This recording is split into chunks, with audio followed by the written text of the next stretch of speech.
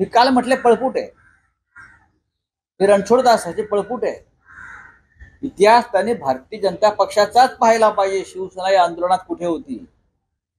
भारतीय जनता पक्षाचे तेव्हाचे राष्ट्रीय उपाध्यक्ष सुंदरसिंग भंडारी यांचं स्टेटमेंट काय आहे त्यावेळेला, की बाबरी पाडण्याचं कृत्य हे शिवसैनिकांनी केलंय, भाजपने केलेलं नाही. हे अधिकृतपणे भारतीय जनता पक्षाचे प्रवक्ते आणि राष्ट्रीय उपाध्यक्ष सुंदरसिंग भंडारी यांचं स्टेटमेंट आहे. पळून गेले.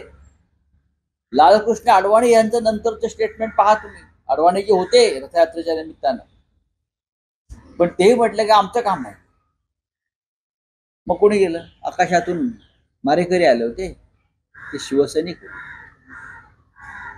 लोणचा असेल, चटणी असेल, मिरची असेल, बरं का, अजून काय असेल, पण ते आम्हीच होतो करणारे, शिवसैनिक होते. इथे बाबरी तोडण्यासाठी हिंदू समाजाचे लोक एकवटले होते. मग ते संघाचे होते, विश्व हिंदू परिषदचे होते आणि विविध हिंदुत्ववादी संघटनांचे सगळे कार्यकर्ते कारसेवकाच्या निमित्ताने एकत्र झाले आणि ते काम केलेलं आहे. म्हणून ह्यांनी ज्याचा शिवसेनेच्या इतिहासाची काही संबंध नाही, ज्याला शिवसेनेच्या जडणघडणमध्ये हा फुटेत नाही, त्यांनी आम्हा लोकांना इतिहासाची भाषा करू नये.